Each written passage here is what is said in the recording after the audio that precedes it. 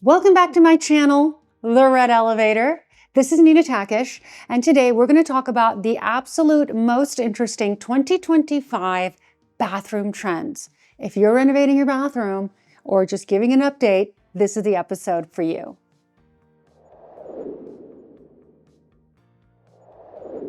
In 2025, we have seen some jaw-dropping bathroom trends that are transforming bathrooms into spa-like sanctuaries. So if you're planning a remodel or just dreaming up your future spa bathroom, then you need to know about what is happening. The very first, I would say, progress or progression into bathrooms, every year, bathrooms and kitchens get more and more bells and whistles. They get more and more savvy, shall we say, and have more and more options. And so the very first thing that I want to talk about is called wet rooms. Wet rooms, typically hammams, actually, are a very ancient, old concept where there was a room in a home called a hammam, which is essentially the Arabic word for bath. And people would go in these wet rooms and they would bathe head to toe in a room that was completely tiled. And this is pre-plumbing, of course.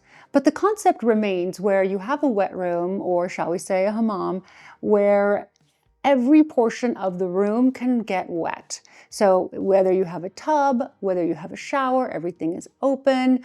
Obviously, even your sinks can get wet if you do it that way. There is one singular drain or two drains in the entire room, and it really is a wet room. So we love designing these because it means that we get to use a lot of marble or a lot of tile, and I love to over marble. As you guys know, I do have a problem with that.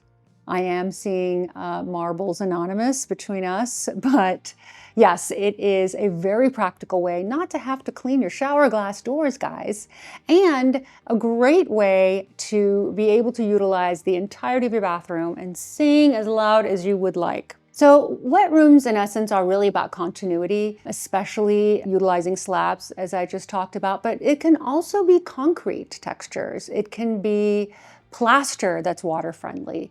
It could be zealous ceramic tiles. It can be anything that you guys are interested in, as long as it envelops the room and creates, again, that sort of, instead of drenching your rooms in paint, you're drenching your rooms in tile and marble.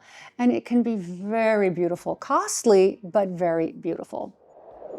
60% of you that watch this channel aren't subscribed. Should I cry? I think I will. But I'm going to hold back my tears because I'm hoping that one of you, some of you, will feel bad and subscribe. Because when you do, it makes the team very happy. Right, team? Yep, team's back there. Team's like, please subscribe. So if you do, we will always make the promise to give you better and better content, dive deeper and deeper into these topics, and be able to stay on YouTube. So if you can, it's free. Just click subscribe and it will make a world of difference. Also, just writing a comment or giving the videos a thumbs up is also very powerful and very helpful to us. So we appreciate it and we love you guys. The second most interesting trend that is happening that, again, guys, we don't follow trends. People on the Red Elevator don't care about trends. They care about long, beautiful, timeless, classic design, but we want to know what's going on in the industry, and we want to learn some new things that perhaps we can introduce into our timelessness design concepts. And some of these things are actually quite timeless, such as a hammam. Again, these are trends come and go, but if we like them, we will use them and we will love them forever. So let's talk about this next trend, shall we say. It's called reclaimed wood vanities. And the reason it's called that is because we are reclaiming our wood. I'm a board member of an organization by the name of Habits of Waste. It is a nonprofit. And what we preach, which I will preach to you on our channel, is let's not cut down trees to make new pieces of furniture. Let's use reclaimed wood. And a lot of times we use dressers that we turn into vanities. And by the way, this is so much more beautiful than buying a brand new vanity. We are using purposely old reclaimed wood because it has character, it has beauty. And so doing things like that not only reduces our footprint on our planet, but also makes the design world happier and your aesthetic leveled up. So From a design perspective, the reason why it's so much more elevated is imagine if you have the pairing of something very, very old with, of course, new faucets. Chances are we're going to need new faucets because the old ones aren't working. But pairing a rough, walnut vanity with a beautiful polished copper or brass fixture is so much more delicious than buying a laminated cabinet, right? So go to your lumber yard, get some reclaimed wood, go to estate sales, go to flea markets, buy an old dresser and turn it into a vanity. I think it's so life-changing and it's so chic and can be so designer. I also have to mention, I was at my dad's house the other day and his overhead light in his bathroom stopped working. And so my sister placed on his vanity, where his sinks are, 2 lamps instead of the upperhead lighting. And I thought to myself, wow, this is very chic. What's going on here? And he said, my lights don't work. So we put 2 lamps up and it looked so good. It looked so designer. So that was an accident, but you guys can do this too. So that's another option. Okay, back to number 3. Now, number 3 is one of my favorite, if not my absolute favorite, I should say, period of all time, which is the Art Décoratif times from the 20s and 30s, inspired bathrooms. So the Art et Métier, Art Deco, it's essentially Art Deco meets revival. And, the 30s and the 20s were all about the resurgence of this bold yet structured design element. And this trend really thrives on the interplay between Art Deco glamour and Tudor colonial revival charm. Now, that's plentiful to digest, but the idea is that you have these beautiful sort of Art Deco elements that are going into the bathroom. So on one hand, we've got bathrooms that are completely enveloped in marble and tile, but on this hand, this is something that is very wood dominated, as you can see in this photo with the green sink.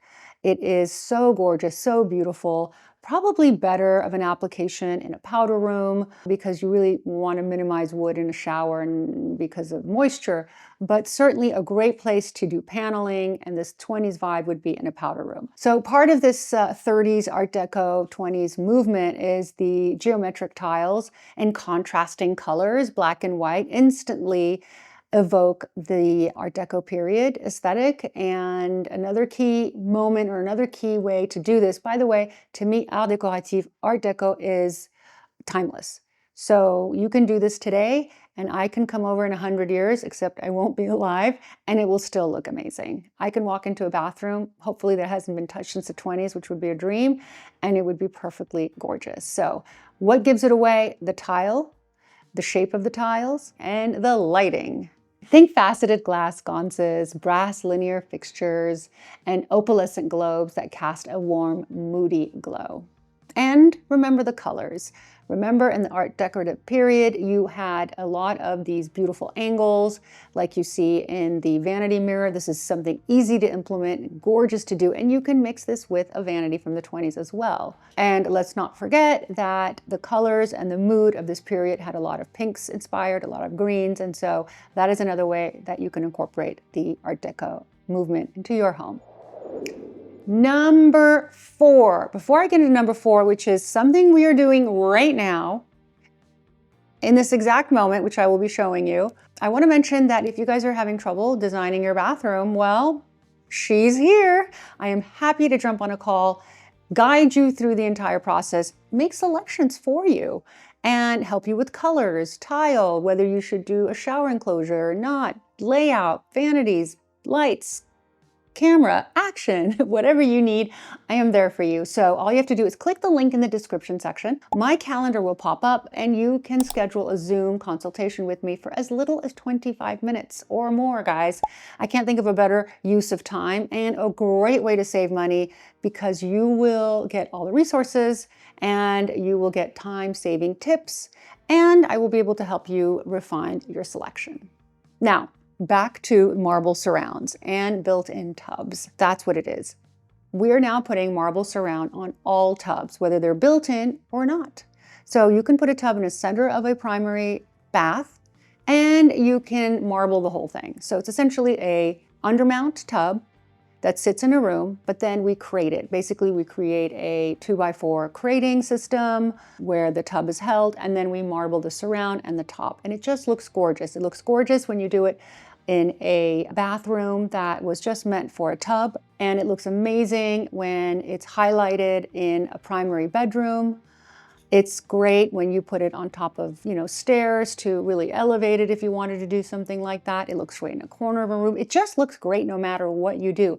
So you no longer have to buy an egg-shaped tub, which I love, but you don't have to buy a freestanding tub to create a freestanding tub, if that makes sense.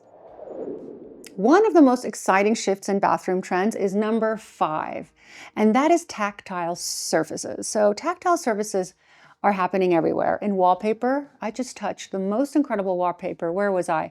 I was in a showroom and it felt like fabric, but it had geometric patterns and it was beautiful.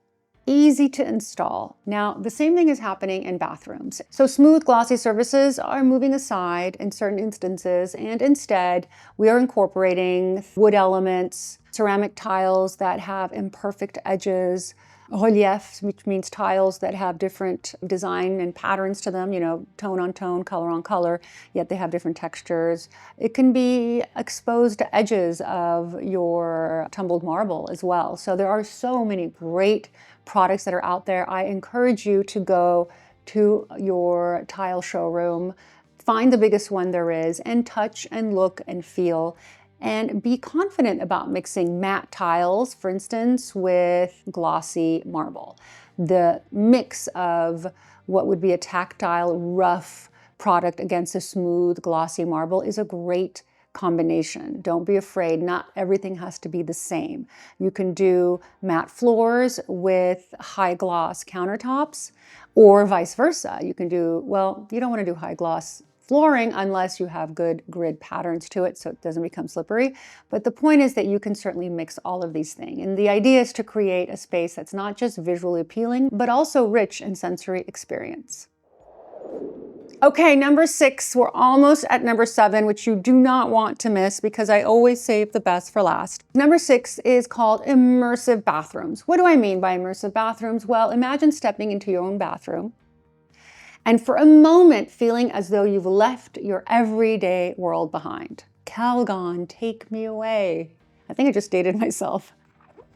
Calgon, take me away. Indulge yourself in Calgon Luxury. That was a very old commercial where a lady would just get into a bathtub back in the day when we watched commercials, and she would just say, Calgon, take me away. So imagine you walk into a space that's not bound by time, but perhaps it's a space that is monochrome, a space that is immersive. And this is done through design and is done through color. As you can see in these images, imagine, enveloping the entire room, sort of color drenching with your tile and your paint and everything else, one color. That is something that is very chic. Again, completely timeless.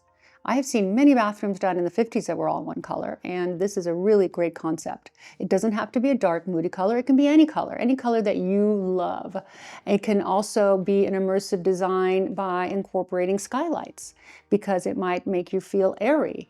It can be any kind of experience that speaks to you. It's an immersive design experience tailored to your liking. And what immersive design does that is different than what you probably could imagine is the fact that it combines lighting, sound, aroma, and color. If you put all of those together, imagine all of your senses being tickled.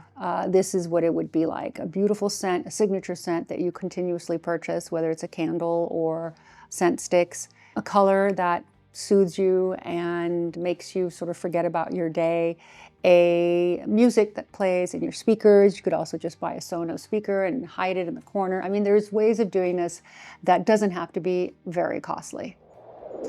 And last but not least, my beauties, this is the 7th and last Bathroom 2025 takeaway, and that is plaster walls. Plaster is making a major comeback. It has been for the last year, but now it's moving also into bathrooms. Do not be afraid of plaster. When applied correctly, it is a very great material. There's also a new material that I discovered recently, and we will be talking about that in my Instagram stories and also in my vlog. By the way, if you guys are not subscribe to the vlog, you're missing out. There's so much that happens on the vlog that doesn't even make it to the Red Elevator channel. So that channel is always going to be linked in the description section, and that takes you behind the scenes. In any event, we visited this beautiful showroom, a European product that people are using in commercial applications that they want now to go into residential applications. They just finished the flooring and the walls of the Skim store because you can customize this product for bathrooms, flooring inside the home, everywhere. It's a seamless type of resin floor that feels very comfortable. It's ambient feeling. I will link that below if you guys are interested. It's called Senso, and it is a new technology. And guess what? It's earth friendly. It is ethically sourced. It creates beautifully seamless flooring. Can you imagine? Seamless walls, but mostly flooring, and this is a great application for bathrooms as well. So if you are interested, again, the idea is for you guys to make sure that you follow all channels so you get all the information, because it's impossible for us to put all the information on all the channels. And each channel, such as Instagram and TikTok and YouTube, will have different types of content. In any event, using plaster or plaster-like materials that are smooth and seamless are another great way in 2025 that we're introducing new materials into the bathroom to make them absolutely special, different, and unique. Thank you for joining me. It's this Sunday on the Red Elevator. I absolutely am amazed by our community. I was on a podcast the other day, and they had mentioned that I was going to be on the podcast, and so many of you wrote in and said, oh my God, we love her, she's so great. And the fact that you guys feel that way, and the fact that you guys always leave positive comments, and the fact that you guys only have love for me makes me complete. And I kid you not, this is sincere from the deepest part of my heart. I love you guys. You guys know who you are, the regulars and even the newcomers. You must join our community. We're here for positivity, design, life-changing moments, and sharing it together in a very kind and supportive community, because we all can grow together, not at the expense of one another. Thanks again for watching, and we'll see you next week right here on the Red Elevator.